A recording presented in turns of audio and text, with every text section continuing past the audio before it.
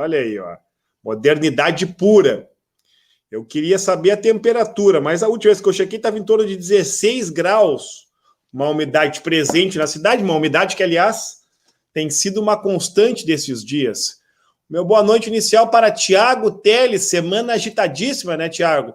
Teve voz de prisão na CPI, tem o dossiê que vai vir da Espanha, e hoje saiu a intimação do Bolsonaro. Afinal de contas, o Bolsonaro escutou ou não escutou e falou que o seu líder estava envolvido ou não estava, hein, Tiago? É verdade. Uma boa noite, primeiramente, Halley. Boa noite, Laís. Boa noite a todos e todas que estão nos assistindo pelo Facebook, YouTube e pela TV Mar. É um prazer estar presente hoje. Temos muitos assuntos a tratar, muitos assuntos locais e do país, principalmente no que toca na CPI da Covid.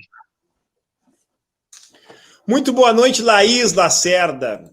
A CPI tem cenas quentíssimas, né? Cada dia que passa é uma emoção forte. Vou repetir aqui o que eu disse no início: é voz de prisão, é dossiê, é irmãos Miranda, Bolsonaro acuado. Laís Lacerda, as pesquisas apontam que Bolsonaro chega neste momento no maior índice de rejeição. A CPI tem contribuído com isso, né, Laís? CPI sempre é toda semana uma emoção diferente. A CPI nunca nos deixa ficar entediados. Graças a Deus, né? Uma boa noite a todos e todas. É um prazer estar aqui com vocês hoje, mais essa noite fria de julho, para mais assuntos quentes do Brasil que não nos deixa parar. Eu quero iniciar, então, com um assunto local hoje aqui, né? Um assunto muito polêmico, contraditório, eu diria. E aí vou provocar o Tiago a interagir com a gente aqui, né? Que é o tema da árvore. Esta foto aqui, para que o nosso internauta que está aqui dando boa noite, quero dar boa noite para todo mundo aqui, né? Vamos começar pelo pessoal de casa aqui, ó, a Luísa. Boa noite. Pessoal, boa noite para todo mundo que está devagarinho entrando para conversar com a gente. A Renata, obrigado pela audiência, Renata. Maria Luiz Araújo também. Obrigado aí todo mundo, viu, que tem mandado, inclusive durante a semana, Tiago, o pessoal tem mandado bastante mensagem, sugerindo pauta, dizendo, tem que conversar sobre isso. Então, quero agradecer também a audiência lá do pessoal que vê pela TV Mar, né? Neste momento estamos transmitindo pela TV Mar, pelo Facebook e pelo YouTube. Tiago, nós tivemos, então, uma surpresa na cidade do Rio Grande, que foi o corte destas árvores ali próximo ao antigo Klinger, né? Uma revenda de carros, essa foto que está aqui na tela, e aí, de um dia para outro, um corte acentuado e destruíram tudo, terminaram com tudo, né? Aqui não dá para dizer, né, Tiago, que as árvores estavam com algum problema, tá podre, de cair, não. Eram árvores enraizadas, bem colocadas. Aliás, que são alguns... Eu vi o primeiro vídeo de denúncia disso, foi do fotógrafo Guga Volks, né? E chamando a atenção para que faz parte desse complexo todo da Hengertz ali, e uma paisagem tradicional da cidade do Rio Grande, e que pega todos de surpresa, porque a pergunta é a seguinte: como é que autorizaram este corte? Está na propriedade privada. Não, mas são árvores centenárias, né? Aliás, o atual governo sempre falou da necessidade da cidade ter flores, né? Criticou várias vezes essa questão, o grupo político que está no governo, e aí do dia para a noite passaram a motosserra ali, Tiago.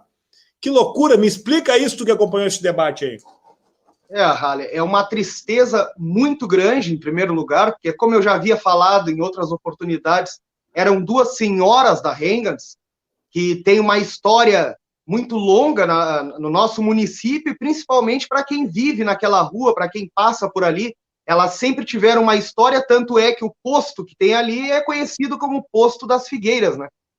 O vídeo do Guga Volks mesmo, que foi o primeiro a trazer essa informação para nós, que foi uma surpresa para toda a cidade. Eu vejo isso como um crime ambiental, posso estar enganado, se eu estiver errado, vou me retratar a respeito disso, mas acredito que seja uma figueira, e mesmo estando em propriedade particular, precisa de autorização, de um laudo para ser retirado. E até o momento não foi apresentado um laudo técnico de meio ambiente para saber se aquelas árvores poderiam ser retiradas dali. Segundo alguns relatos, elas têm mais de 200 anos. São árvores bicentenárias. E isso foi um crime ambiental. É triste ver essas duas árvores passar por aquele local e não ter mais elas ali para contemplar. Com certeza o Guga, como morador da Hengans, como quem conhece essas árvores, quem passa por ali vê essa beleza, deve ter se sentido muito mal em ver essa cena trágica no nosso município, como eu acredito que muitas pessoas também estão se sentindo assim hoje. Aqui o comentário do Paulo Corrêa Tavares, dá uma tristeza em ver isso acontecer. Né? A Luísa colocou uma questão importante, que é exatamente essa contradição, né? Quando você quer fazer uma poda de uma árvore, tem que pedir lá autorização, tem que fazer todo um procedimento, né? E que, portanto, isso nos causa estranheza a facilidade com que foi retirado. Algumas questões envolvem este debate. Ontem ainda eu verificava em alguns grupos da rede social, alguns dizendo que seria árvore nativa, outros negando que não é árvore nativa, né, mas que teria também a possibilidade de uma discussão em relação ao patrimônio histórico, né? E você colocou aqui uma notícia para mim que me surpreende, que teria aí aproximadamente 200 anos da árvore. Não sei se essa informação se confirma. De qualquer maneira, é inegável que essas árvores faziam parte da questão urbanística da cidade do Rio Grande. Isso é inegável. E pegou todos de surpresa. E aí tem algumas contradições, Thiago. Parece que a revenda que vem vai manter a questão da Ford, né? Uma revenda da Ford. Alguns me informaram que seria isso. Se vai manter, é uma contradição, porque a Ford se apresenta mundialmente como a empresa que está protegendo o meio ambiente, né, que tem compromisso carbono zero. Bom, mas aqui a sua revenda destruiu, é carbono 1000, né? Destruiu totalmente a questão das árvores históricas da cidade. Então começou mal essa revenda aqui na cidade do Rio Grande. E a questão da contradição. Nós sabemos, né, Tiago, há diversos projetos arquitetônicos de desenvolvimento, né? O pessoal trabalhando muitas vezes com a construção de novos escritórios, novas empresas, eles constroem preservando as árvores, né? Tem prédios hoje, prédios bem estruturados, que tu preserva a árvore, né? Às vezes tu faz uma construção lateral, mas preservando. Isso dá até um aspecto diferenciado, né, na questão. Mas aqui passaram a motosserra, olha, uma atitude, até posso chamar de grotesca, né? Sair cortando. E uma questão que a vereadora Denise levantou na Câmara de Vereadores, sem nenhum debate com a comunidade, Thiago. É verdade, Vale. A professora Denise trouxe isso para a Câmara de Vereadores, porém, na própria Câmara, eu assisti a vereadora cobrar isso, mas a gente não vê do lado da base apoiar nesses tipos de questão. Eles fazem vista grossa para esse tipo de situação, como foi no caso da revogação da lei dos 50%, mas isso é um assunto que talvez a gente fale mais adiante. Mas como tu colocou, Rale, essa árvore, eu conheço aqui a Hengans, essa árvore nunca prejudicou a questão de fiação, ela nunca teve risco de cair sobre nenhum automóvel, tanto é que a Klinger esteve ali por muitos anos e nunca reclamou das árvores, inclusive aproveitava o entorno das árvores para expor os carros, expor os veículos. É triste, agora já não tem mais volta, acredito eu, porque eles já assassinaram aquela árvore, e tudo isso em troca de algumas latas de tinta e algumas hortênsias para enfeitar o canalete. É incrível, eu tive o prazer de trabalhar numa empresa onde estava sendo feita uma construção, prédios, e ali tinha uma oliveira. A oliveira já estava bem seca, ela já sentiu bastante. E mesmo assim eles tiveram que adaptar a construção, porque não poderia retirar aquela oliveira. E era uma oliveira pequena, bem pequena, jovem, e mesmo assim não puderam retirar aquela oliveira. Aí uma empresa se instala e retira uma árvore que, ao meu conhecimento também, por fontes, que ela é bicentenária, sem a gente ter nenhuma explicação. Isso é muito triste, a população sentiu muito, o assassinato dessas duas árvores. Laís, agora com a sua posição reestabelecida, nós estamos ainda discutindo a retirada abrupta das árvores ali da Avenida Hengatz, né? Árvores de mais de 100 anos, o Thiago traz a notícia aqui que teriam até 200 anos de idade. Portanto, uma contradição, né, Laís? Porque eu falava da Ford, a Ford mundialmente tenta se credenciar como uma empresa que preserva o ambiente, carbono zero.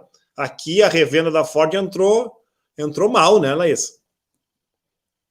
Eu também acho engraçado que isso seja permitido por um governo municipal que se elegeu com a promessa de embelezar nossos canteiros, né? Também é bastante irônico.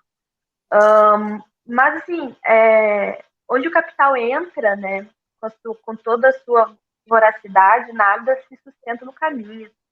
Foi muito triste mesmo, é um desrespeito com o Rio Grande, é um desrespeito com a paisagem, com a geografia local. Mas é mais um absurdo de quem não conhece, de quem não valoriza a cidade. Permitir que isso aconteça. Eu acho que quando você coloca no outro modo, Halley, para mim trava tudo. Quando você coloca naquele modo...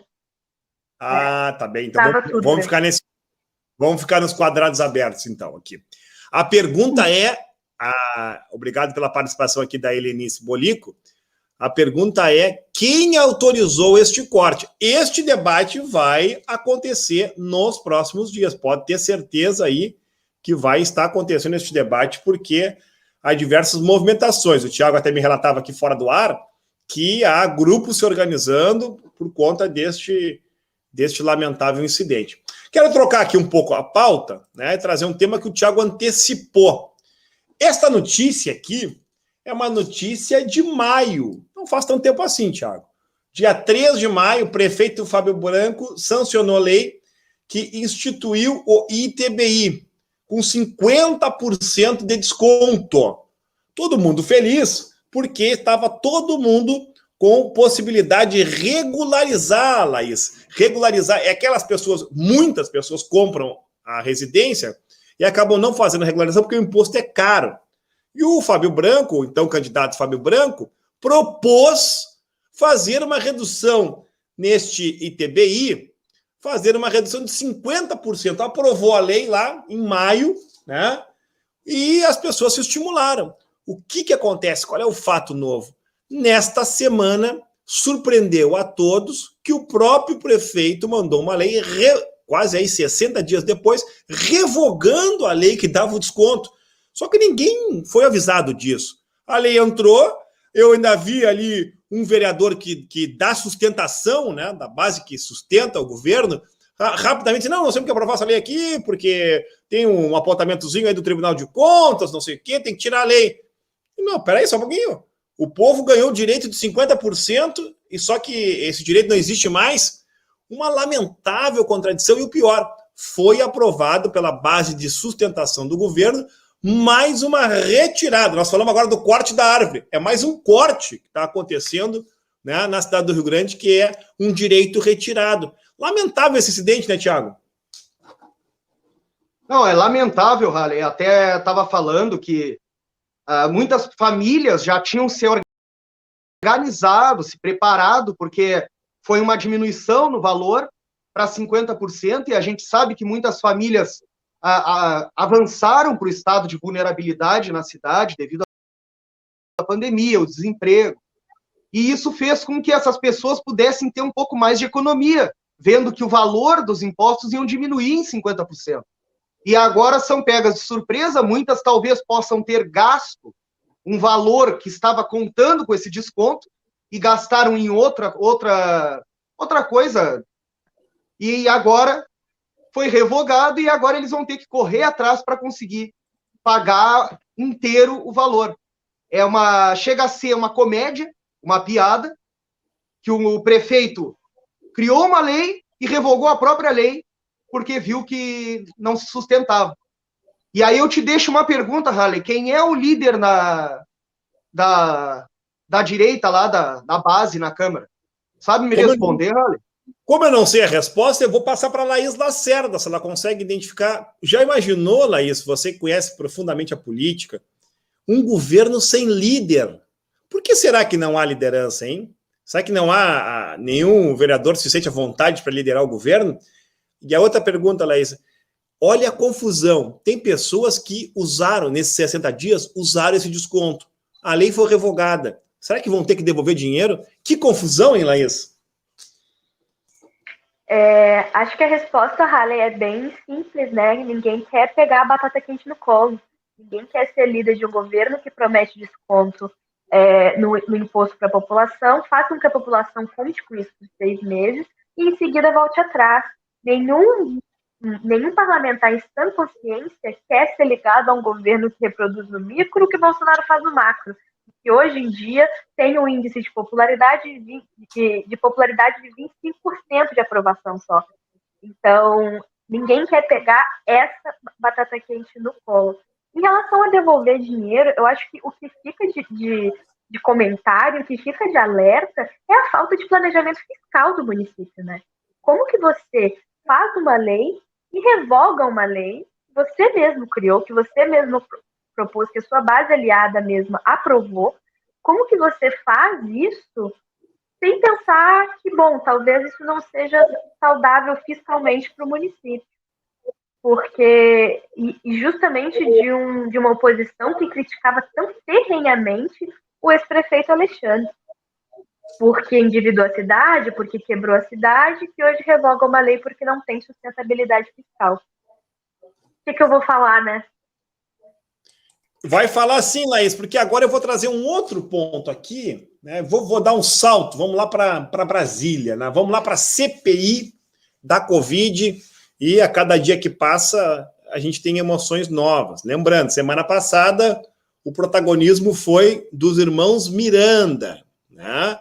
O deputado Miranda, conhecido também como Miranda USA, né? Um conhecidíssimo negociador do mercado internacional, denunciou o Ricardo Barros, que é o líder do governo, né, que teria o próprio, ele teria dito, olha, Bolsonaro estão pedindo propina aí no negócio da vacina, e o Bolsonaro teria dito, então essa coisa do Ricardo Barros.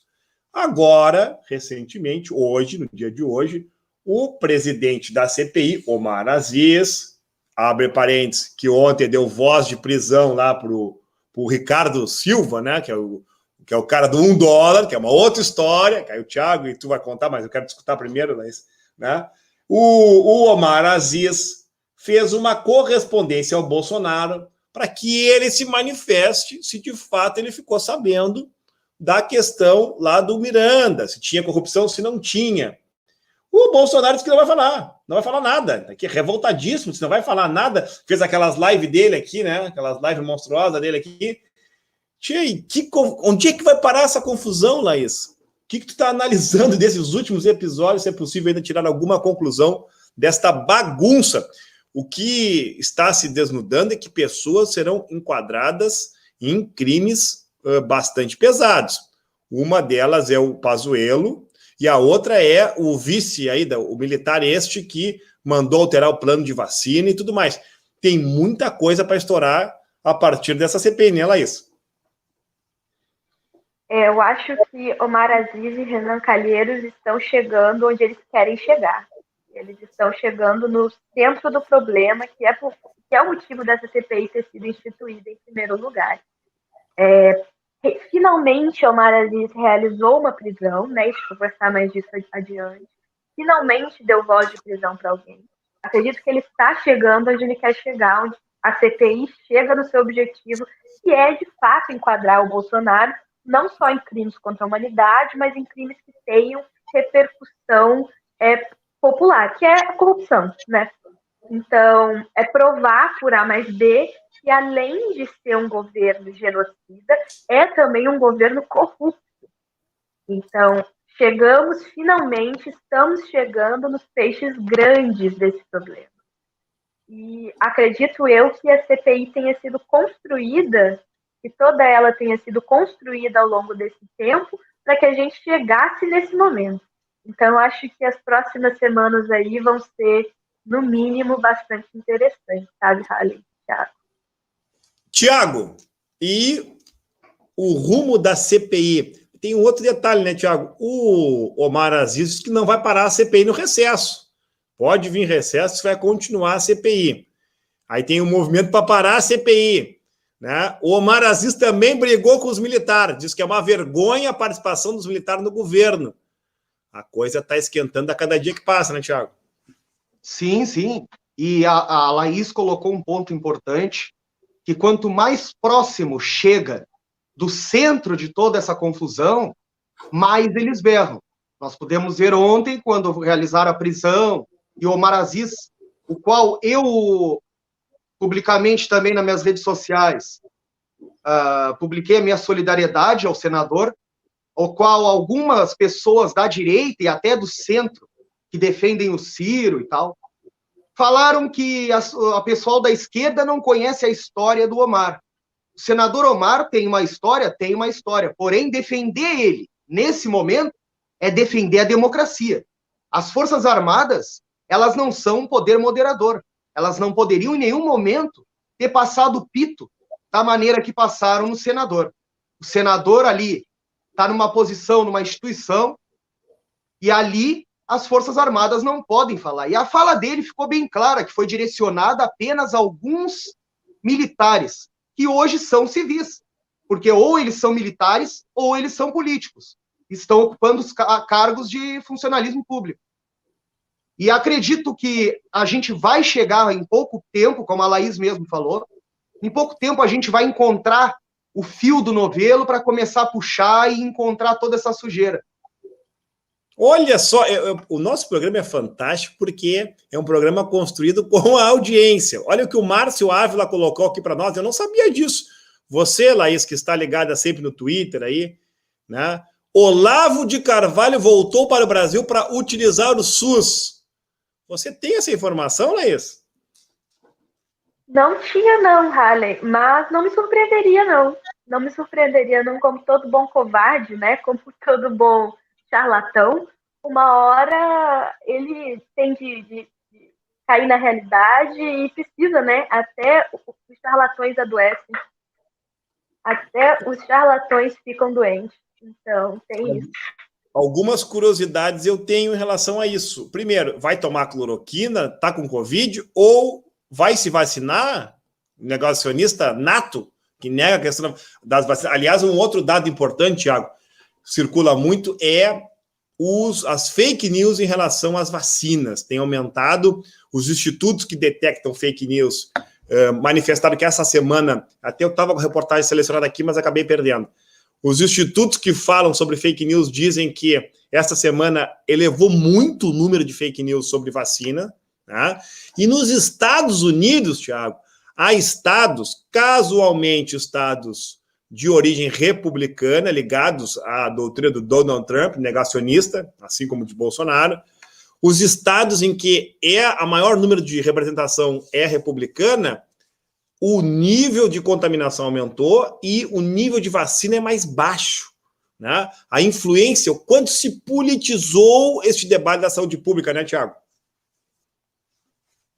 Com certeza. Se politizou e muito. O que eu falo, o que eu tento fazer, fazendo a minha parte, seja nas redes sociais ou se eu converso com alguém, é dizer, seja esquerda, seja direita, tenha a sua ideologia, mas se vacine. Se vacine, siga fazendo a militância como faz, mas se vacine, pelo menos vacinada ou vacinado. A vacinação, ela tem sofrido muitos ataques, sofreu no início, voltou a sofrer, como tu mesmo falou, Rally. Nessa semana teve muitas fake news a respeito da vacina, principalmente de alguns laboratórios em específico, porém a gente está vendo um resultado. Aqui no Brasil a gente está vendo um resultado. Se não me engano, foi sábado passado agora, foram 800 óbitos no Brasil todo. Foi uma queda ótima do ponto de vista, assim, que a gente está conseguindo diminuir o número de óbitos, porém a gente tem que fazer a nossa parte, a gente tem que se vacinar, tem que usar máscara e deixar que as coisas aconteçam como tem que acontecer.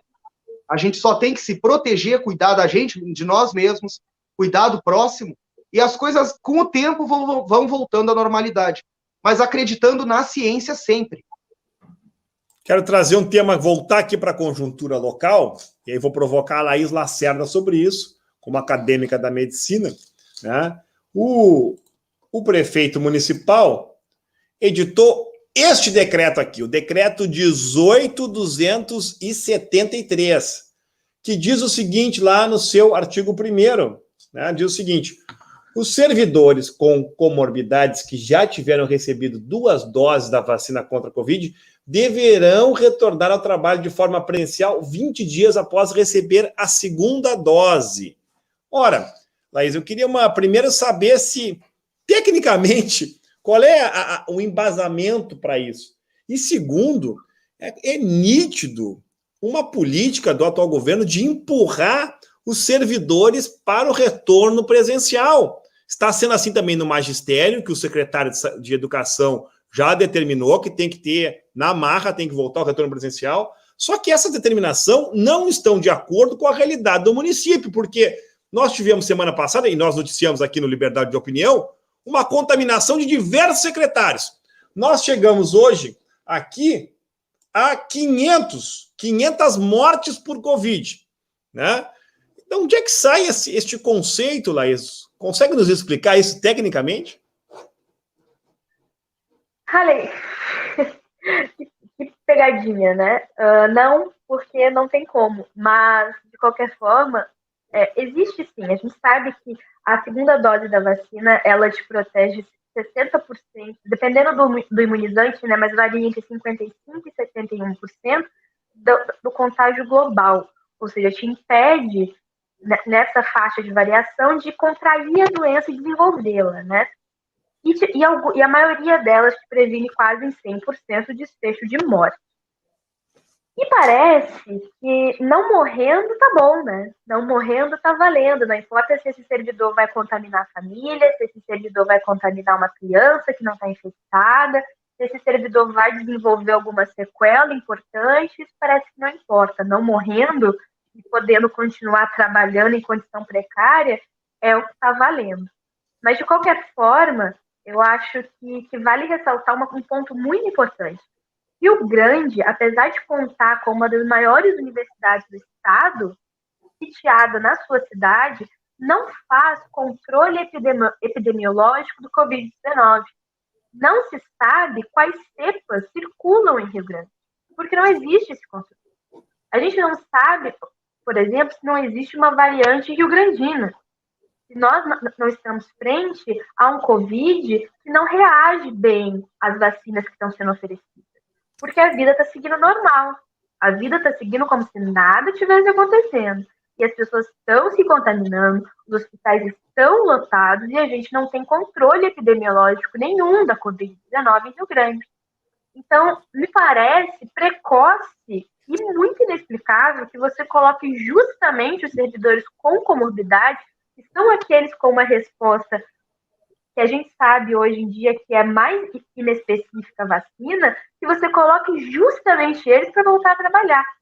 É irresponsável e é uma vontade de fazer com que o servidor público se contamine, que, sinceramente, eu não sei nem de onde vem, deve ter uma explicação aí psicológica para isso. Mas eu não sei de onde vem essa vontade enorme de empurrar o servidor público de trabalho. Tiago Teles, olha a contradição do governo municipal. Empurra o servidor para trabalho presencial, né? Empurra, inclusive, portadores de comorbidade, com essas questões que a Laís colocou agora, né? Mas edita cotidianamente decretos dizendo que a cidade está em calamidade pública. E aí eu quero explicar. Por que faz isso? Porque diz que está em calamidade pública porque facilita a operação administrativa. Em algumas situações não precisa fazer licitação, em outras situações não precisa obedecer à lei de responsabilidade fiscal. Isso tudo é utilizado quando o município está em calamidade. Mas o servidor tem que voltar para o combate e está à mercê da Covid.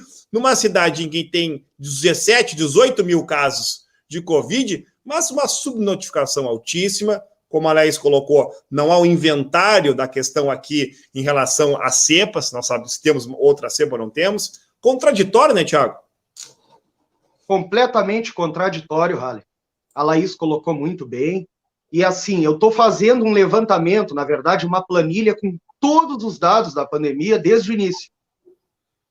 E nos últimos desde o dia 1º de maio, a gente tem um índice de casos ativos na cidade acima de 600. Não baixa disso, mesmo com a vacinação. E é esse dado que é importante, porque se os casos ativos não estão baixando, se mantém acima de uma média, é sinal de que as barreiras sanitárias, as estratégias da prefeitura ou da vigilância sanitária não estão funcionando. Claro que tem a parcela que as pessoas também não se cuidam, muitas pessoas não se cuidam, mas a questão do retorno ao ensino presencial para pessoas com comorbidades, eu sou totalmente contrário. Primeiro que nós estamos vendo algo que não é muito falado, que a Laís, eu peço que ela me corrija, mas a Coronavac, por exemplo, até onde eu sei, não existem estudos que comprovem a eficácia após os 28 dias. Em Rio Grande, muitas pessoas foram vacinadas após os 28 dias. E isso é assustador, porque tem muita gente que veio a óbito após tomar as 2 doses da vacina. E levar os professores, as professoras para a sala de aula nesse momento é muito arriscado. Principalmente que eu tenho um relato de uma profissional da educação que me relatou ontem mesmo que ela tem comorbidades, não se vacinou na data certa, porque o médico dela estava fazendo uns exames e queria ter certeza que não ia ter reações com a vacina. Ela tem diversas comorbidades, não conseguiu se vacinar e agora tem que retornar mesmo sem a vacina. Os funcionários públicos, principalmente os professores, as professoras, estão sendo empurrados para a beira do precipício. Isso é arriscado. Os familiares também. Está tudo uma bagunça na cidade do Rio Grande. Eu acredito, que nem eu falei esses dias, que a secretária da Saúde, talvez ela não tenha 100% da parcela de culpa por esses erros que estão sendo cometidos. Mas não está sendo, com certeza, proporcionado uma equipe competente para tomadas de decisões. E isso é totalmente errado. A gente tem um orfanato onde crianças foram contaminadas e, ao contrário do que circulou nas redes sociais, a responsabilidade não é das profissionais do orfanato. E muito menos das crianças. Essa criança saiu do hospital, segundo o próprio relato, um bebê saiu do hospital e não foi testado. Por que não foi testado? Por falta de protocolos. E se teve falta de protocolos, é de responsabilidade da Secretaria da Saúde, que era para ter criado os protocolos, acompanhamento, rastreamento, e isso não existe. Laís, quero triangular contigo sobre esse assunto, algumas considerações que o Thiago fez, até te provocando, mas uma coisa objetiva, né? Em 2021, nós tivemos 300 mortes de Covid. E aí o Thiago relatou este caso aí do orfanato, né, das crianças e tudo mais. É preciso deixar claro, eu não escutei uma vereadora representando o governo, né, dando a entender, mas eles não tinham álcool gel, não tinham protocolo. Olha, numa cidade que nós aumentamos, a gestão que ela representa aumentou a morte, aumentou a circulação do vírus, né? Parece que a gente precisa fazer meia-culpa, né? A gente precisa ter um pouquinho disso que o Thiago colocou em relação a este enfrentamento. E aqui quero dizer, um dia tem que voltar às aulas, um dia tem que voltar ao trabalho presencial, né? Mas isso deve ter condições para ser estabelecido. Eu vejo, por exemplo, na televisão a Eurocopa com público e tudo mais, mas a Inglaterra, por exemplo, fez uma ampla campanha de vacinação, depois de seu primeiro-ministro ser negacionista, pegar Covid e quase morrer, eles fizeram uma ampla campanha de vacinação, assim como outros países da Europa. Infelizmente, nós aqui tivemos uma situação negacionista, e o pior, tentaram pegar propina nas vacinas, Laís. Não existe realmente, o Thiago está certo, não existem amplos estudos sobre a eficácia da vacina quando aplicada após a data estipulada de intervalo entre a primeira e a segunda dose, porque ela não foi feita para ser tomada dessa forma, né? Ela não foi feita para ser aplicada dessa forma. Não era para atrasar a vacinação. Esses dias eu estava conversando com a Darlene e ela colocou uma situação muito interessante, que é o fato de que, por exemplo, não deveria haver finais de semana para vacinação. Não deveria haver feriados para vacinação. Toda e qualquer dose que chegasse em Rio Grande deveria ser imediatamente aplicada nas pessoas. Com uma informação clara, com uma informação capaz de chegar às pessoas, para que elas se informassem corretamente aonde e quando deveriam tomar a primeira e a segunda dose. E assim, gente, não é difícil pensar estratégias para que isso funcione. Você tem uma universidade do porte da FURIC que faz pesquisas a nível mundial de excelência, você pode utilizar essa universidade, rastreia, faz um bom controle epidemiológico, faz uma campanha de vacinação permanente, muitas doses que chegam, vacina o máximo de pessoas possíveis e mantém o máximo de distanciamento social que o município permite, né? Eu só acho que é interessante que essa questão do orfanato, ela trouxe à tona uma coisa que a gente fala há muito tempo, né? Que criança não tem condição de praticar distanciamento social. Portanto, não faz sentido reabrir escolas de forma presencial. Olha o nível de contaminação entre essas crianças. Porque, quem conviveu quem conhece, quem já viu uma criança na vida, sabe que não é assim que funciona. Se nem a gente, às vezes, se até a gente peca, né? Se até nós pecamos em manter o distanciamento, você vai dizer para uma criança. Então, que fique o recado de que não tem condição nenhuma de reabrir escolas de forma presencial, porque criança não cumpre distanciamento. E, gente, em relação à vacinação, eu acho que essa questão das fake news é muito importante. Eu acho que um bom exemplo é o que vem acontecendo em São Paulo sobre essa questão de escolher vacina, né? Porque isso também vem acontecendo em Rio Grande. A culpa também não é totalmente da Secretaria Municipal de Saúde. As pessoas estão escolhendo as vacinas que vão tomar. E deveria acontecer como acontece em São Paulo. Quem quer escolher qual vacina vai tomar, vai para o final da fila da vacinação. Vai ser o último a tomar a vacina. Então, são estratégias assim, de gestão que não são difíceis de pensar. Se nós reunimos nós três, a gente vai conseguir pensar alguma coisa. Então, é má vontade. 21h38 desta quinta-feira. O Liberdade de Opinião está no ar pela nossa querida TV Mar, pelo Facebook e pelo YouTube. Notícia nova, informação velha, né? Gasolina chega a 6,20 em Rio Grande. Mas eu fiz questão de trazer de novo essa informação sobre o preço da gasolina, porque eu fico, assim, pasmo em ver como as pessoas já não falam mais sobre isso. E eu lembro que o preço da gasolina, o preço do óleo diesel, ele provocou greves intermináveis no nosso país, críticas, só que naquele tempo a gasolina custava R$ 2,83. Olha essa reportagem aqui do Litorâneo, site Litorâneo, reportagem do Gabriel Veríssimo, tá, de 6 de julho. Em Rio Grande do Norte é possível encontrar preços entre R$ 5,90 e R$ 6,37. 6,37. Olha o disparate que nós vamos ter aqui logo quase R$ 7,00 no preço da gasolina. E aqui uma ponderação aqui de uma variação de 0,47, né? E também colocando que nas refinarias o preço saiu de R$ 2,53 para R$ 2,69.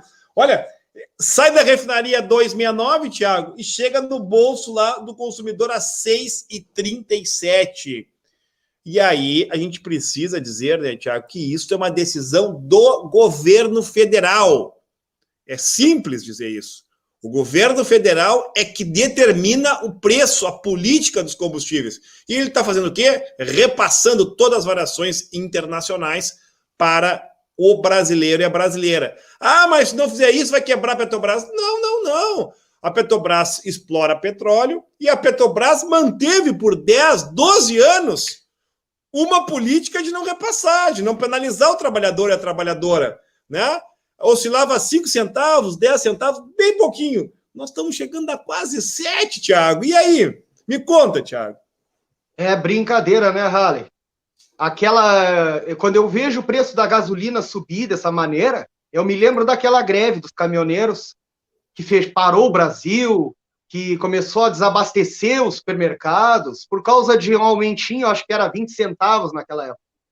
E como tu falou, o preço comparado a hoje é totalmente discrepante. E ninguém tá berrando. É isso que assusta, ninguém berra, parece que tá bom. O que mais me toca é o valor que aumenta o gás de cozinha.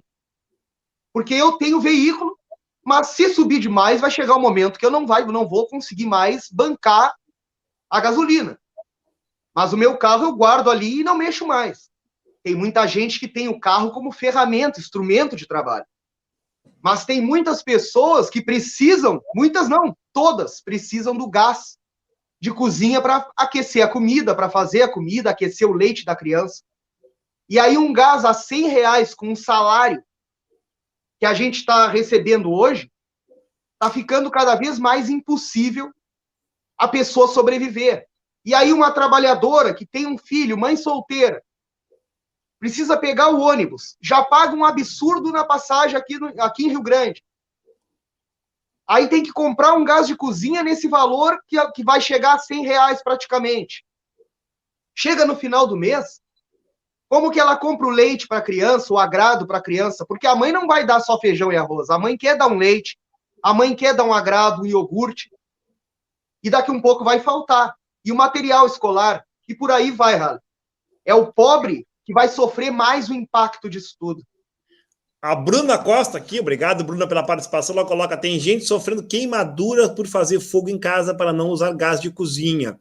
E também o Edson Lopes, nosso querido Edinho, colocou aqui, e eu queria escutar a Laís sobre isso. Não é só a gasolina que aumentou, teve o transporte coletivo e a bandeira vermelha na energia elétrica. O que significa? Aumento, porque o governo não fez a devida administração do setor elétrico, e vai vir a conta da energia elétrica mais cara. Lembra daquele negócio que eles diziam, minha bandeira jamais vai ser vermelha? Olha, a turma que dizia isso vai pagar a bandeira vermelha, Laís.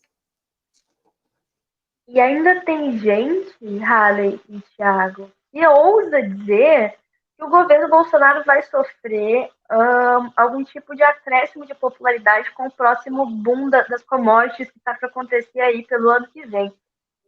De que me adianta boom das commodities com políticas de austeridade fiscal? De que me adianta boom das commodities com petróleo indexado ao dólar, com gás a R$95 e uma gasolina a R$6,20? De que me adianta isso? De que me adianta boom das commodities com uma taxa com 14 milhões de brasileiros e brasileiras desempregados? E 2/3 da população, cerca de 180 milhões de pessoas, em algum nível de insegurança alimentar. Ok, talvez o preço do tomate caia um pouco, mas as pessoas não vão ter dinheiro para comprar comida, é isso que está faltando. Esses dias eu vi até o presidente Lula, ele compartilhou uma reportagem de um rapaz que morreu, ele havia sido internado e morreu por queimaduras por conta de um fogão improvisado com lenha que ele fez, porque não tinha dinheiro para comprar gás de cozinha. E essa é a realidade esse é o Brasil para o qual a gente está voltando, sabe? Esse é o Brasil da fome para o qual a gente está voltando, do qual nós orgulhosamente tínhamos saído justamente em 2013, quando houveram as manifestações pelos 20 centavos da passagem, pelo o 2,50 da gasolina. Foi nesse ano que a gente saiu do mapa da fome da ONU. Então, assim, a gente consegue perceber que muitas das pautas da população, elas não são pautadas pela população, né? Elas são pautadas por uma elite política que quer derrubar governos populares ou impedir que eles cheguem ao poder.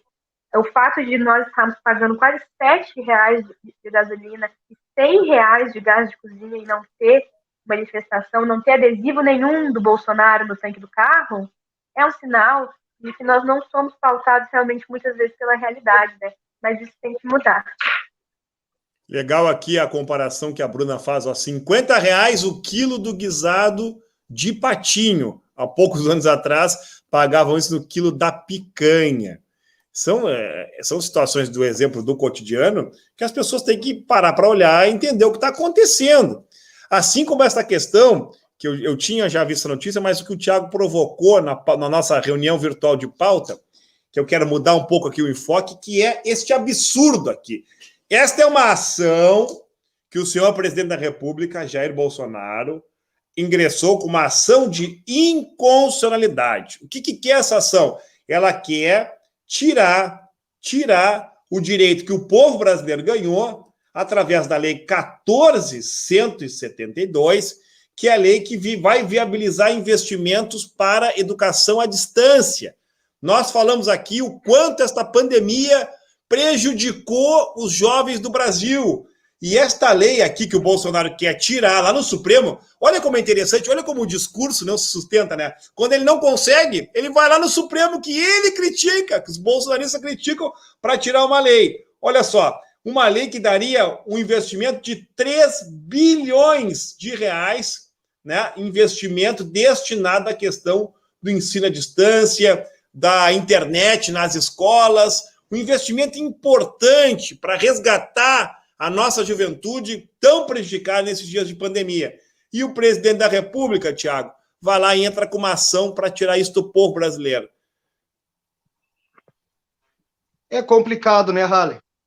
Começa que os profissionais da educação, os professores, as professoras, tiveram que abrir mão de uma parcela do seu salário para comprar computadores, celulares, pagar um plano de internet mais caro, para poder se adequar a esse novo mundo. Porém, e as crianças mais carentes, que não tinham condições de comprar esses aparelhos, que não tinham condições de pagar uma internet? Porque muitos falam, mas a criança tem para estar no Facebook. É completamente diferente.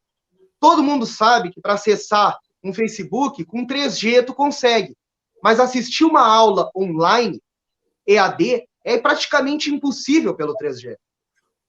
E isso ia proporcionar para essas crianças um alcance de internet melhor, talvez equipamentos periféricos para elas conseguirem acessar um ensino EAD com maior qualidade. Porém, aí ele argumenta que é o problema do teto de gastos, que não pode ultrapassar, mas isso é um absurdo. A educação jamais pode sofrer cortes, principalmente nesse momento e com uma pauta dessa, que é a mais utilizada, que deveria, na verdade, ser a mais utilizada nesse momento, e não é. Infelizmente, quem paga o preço são as crianças, os estudantes mais pobres, são os profissionais da educação que possuem mais dificuldades, e é o que a gente está vendo, fazem o que querem e procuram o Supremo quando precisa.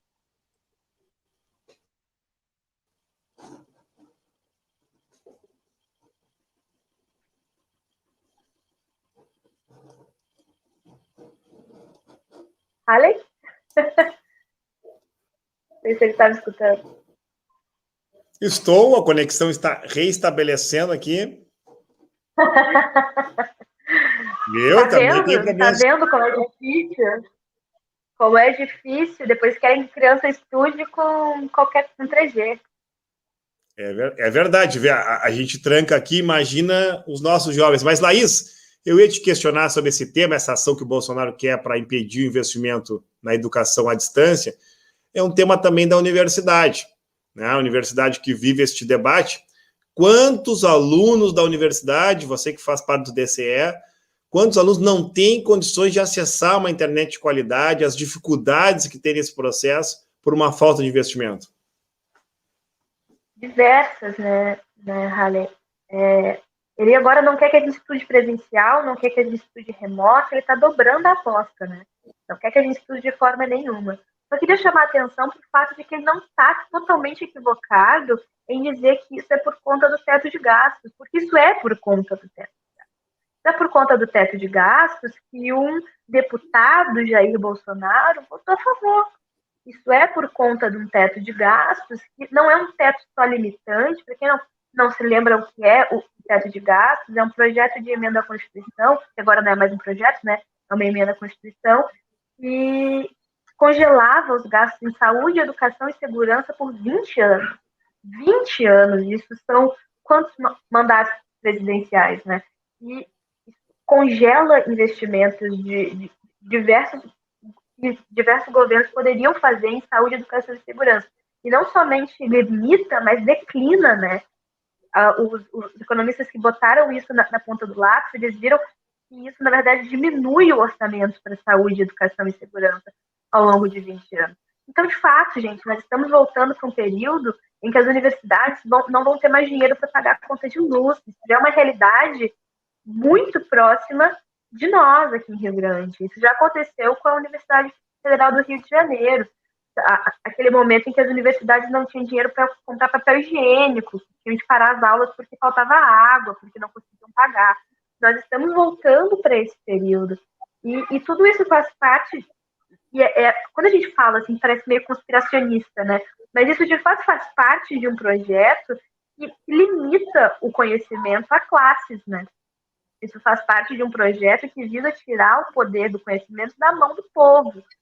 E é isso que ele faz, E ele enfraquece as nossas universidades, enfraquece as pesquisas, enfraquece a produção nacional de vacinas, enfraquece a produção nacional de ciência e prejudica uma geração de brasileiros que não vão ter acesso ao ensino superior, como era antigamente, como deixou de ser nos governos do PT.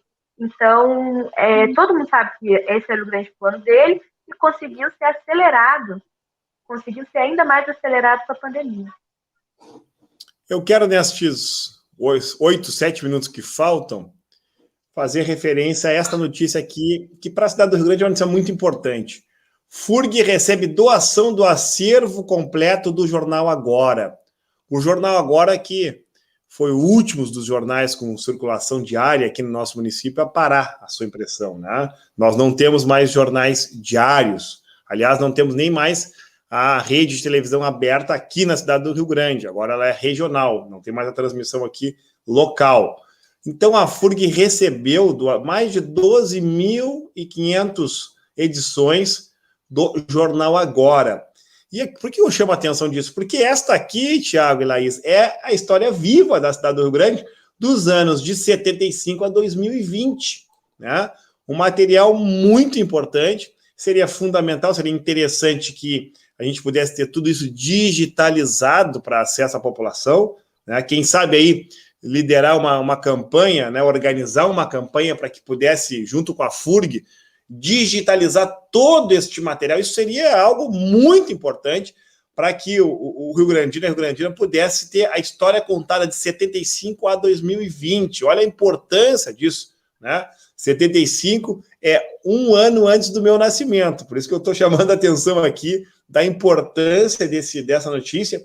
Parabéns à universidade que recebe, né, este material, e aí fica esse desafio. Seria muito importante a digitalização integral, né, deste material para ficar com acesso a todos, porque não temos mais veículos de informação, né, Tiago? Não temos mais veículos de informação, e isso foi um presente maravilhoso que a FURG recebeu. Como tu mesmo disse, é um pedaço da história do Rio Grande, contado em páginas de jornal. Todas as nossas notícias, nossos fatos que ocorreram na cidade, desde aquela época, estão ali, impressos. E como tu mesmo disse, Halley, seria importantíssimo digitalizar e trazer isso para, de repente, um canal, um acervo onde a gente possa pesquisar online e ter acesso à história para pesquisa sobre o nosso município, entender como funcionou o município de lá para cá. Isso é muito importante. E acredito que hoje, tenho certeza que esse acervo está em boas mãos.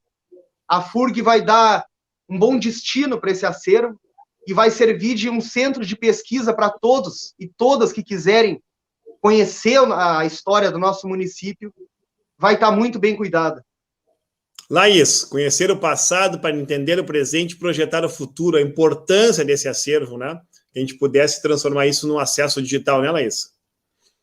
Exatamente. E é uma ilustração muito pertinente agora no final da nossa conversa para mostrar, né, que onde o capital falha, o Estado entra para abarcar aquilo que é importante, aquilo que pode não ter tanto preço, mas tem muito valor, com toda certeza. E a universidade pública é isso, a universidade pública é resistência, a universidade pública é memória, a universidade pública é realmente esse espaço para se cultivar as coisas que muitas vezes não são precificadas, mas que têm um valor inestimável para a cultura da cidade, para a cultura do Brasil. A FURG e todas as nossas universidades, elas cumprem esse papel muito importante de estar presente enquanto Estado, onde o resto falha. Então fica aí a ilustração do que a gente vem falando aqui nesse tempo todo liberdade de opinião. A cada dia que passa, a gente começa a compreender a importância do público, né? A Laís colocou muito bem, a universidade vai receber, vai ficar com essa memória. O Paulo Rodrigues aqui interagindo com a gente, colocando diversas publicações legais, né, de órgãos públicos estão naquele jornal. Então, até para historiar lá publicações que às vezes não tem nem no órgão, tá no jornal só, editais, chamamento, detalhes importantes da nossa organização enquanto sociedade, enquanto cidade. Então, quero aqui parabenizar essa iniciativa e que a gente possa futuramente ter um acesso grande a isso. Pessoal, não há tempo para mais nada, né? Estamos chegando ao final do programa. Quero agradecer a participação de Laís Lacerda e Thiago Teles, mas também quero agradecer a participação de todos os internautas, centenas de comentários aqui. Quero agradecer a audiência da nossa querida TV Mar, também do Facebook e do YouTube. Considerações finais, Laís e Thiago? Bom, eu vou abrir para a Laís encerrar. E, assim, eu só posso dizer que eu estou muito feliz que amanhã chegou a minha vez. Olha eu esperei, aí! esperei ansioso até os 35 anos para conseguir me vacinar, e amanhã, como bom ansioso que eu sou, 6 horas já vou estar na fila esperando de banquinho ali para receber minha primeira dose da vacina. E seja a vacina que for, Sputnik, qualquer uma, eu quero ela no braço para poder me sentir mais seguro nesse momento. Um abraço a todos e todas que estão nos assistindo e se cuidem. Thiago. Laís, recado final. Parabéns, Thiago, em primeiro lugar, e realmente parabéns por ter sobrevivido até aqui. 500 mil de brasileiros não conseguiram essa oportunidade. Então é um privilégio enorme. Viva o SUS! E é isso, gente. Vamos nos manter vivos, vamos nos manter saudáveis, porque a gente tem que passar esse período a limpo, porque vai caber a nós contar o que está acontecendo aqui. Esse programa também vai servir para a posteridade, para dizer que nós não nos calamos quando o Brasil estava derretendo. Nós estávamos aqui, gente. Um abraço, até quinta-feira que vem. Beleza, não há tempo para mais nada, mas obrigado, marcando o encontro para a próxima quinta, e lembrando o velho poeta, eles passarão, nós passarinho. Beijo no coração de todos e todas.